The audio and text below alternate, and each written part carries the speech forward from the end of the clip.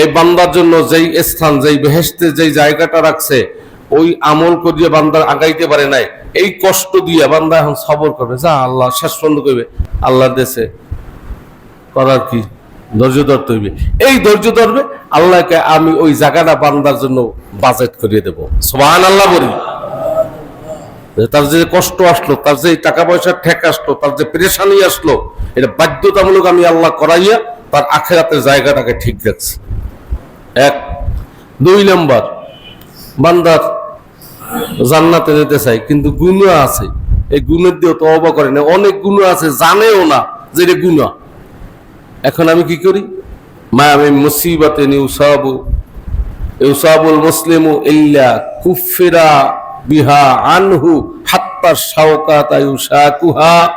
আল্লাহ রাসূল বলেন, কোন মুমিনের একটু কাটা ঢুকছে, একটু সর্দি হইছে, একটু কাশি হইছে, একটু জ্বর হইছে, এইটু দিছি কে মোমেন জানো, এইটু দেওয়ার সাথে সাথে তোমার গুনাহগুলা ঝরিয়া পড়িয়ে গেছে। সুবহানাল্লাহ বলি।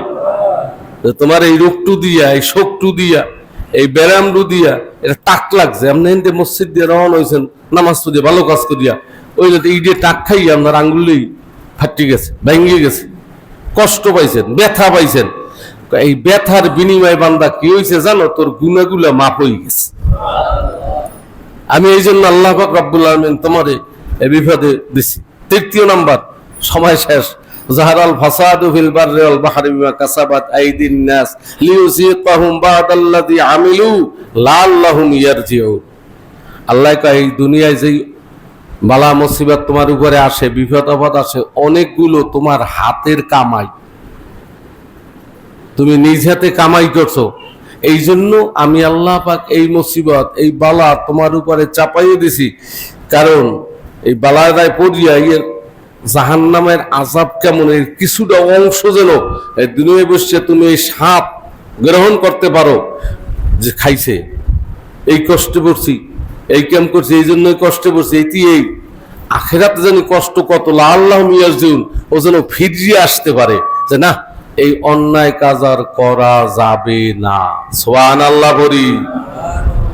চতুর্থ নম্বরে আমি আল্লাহ বিপদ আপদ কেন দেই? বান্দারে পরীক্ষা করি। হাসিবান নাস ওয়া ইয়াতরুকু আন ইয়াকুলু আমান্না ওয়া হুম লা ইফতানু। আল্লাহ বলে, তুমি এমনে এমনে জান্নাতে যাবা, তোমারে পরীক্ষা করা হবে না, যাচাই বাছাই করা হবে না, এটা নয়। আমি পূর্বে যত উম্মত অতিবাহিত, ওয়ালাকাদ ফাতান্নাল্লাযীনা মিন ক্বাবলিহিম লা ইয়ালামান্নাল্লাহুল্লাযীনা সাদাকু ওয়া লা ইয়ালামান্নাল কাযিবিন। আমি আল্লাহ সবাইরে যাচাই বাছাই করছি। এটা বিশেষ করে জিহাদের সময় খাঁটি মুমিনকে আর অখাঁটিকে। আমাদের দেশে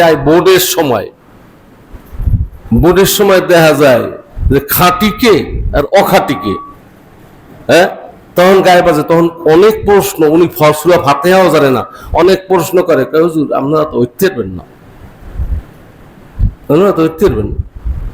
আল্লাহ যে যাচাই বাছাই এমনি করতেছেন না, ইমানকে আপনি এটা চিন্তা করছেন?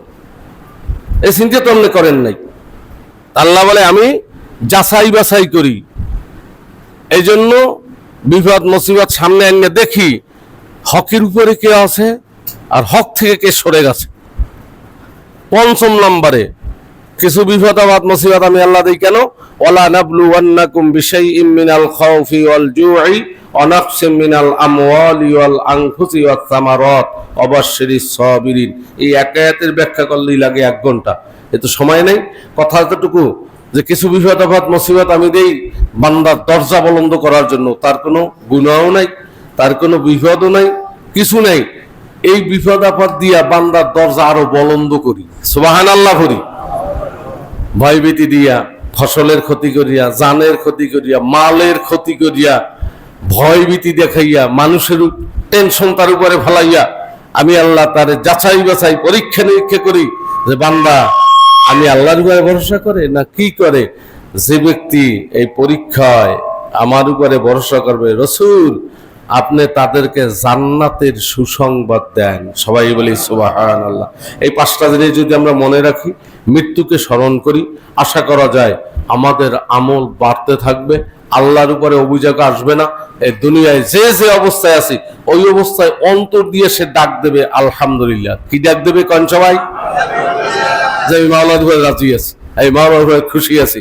আল্লাহ পাক রব্বুল আলামিন বোঝার আমল করার তৌফিক আমাদের সকলকে দান করে।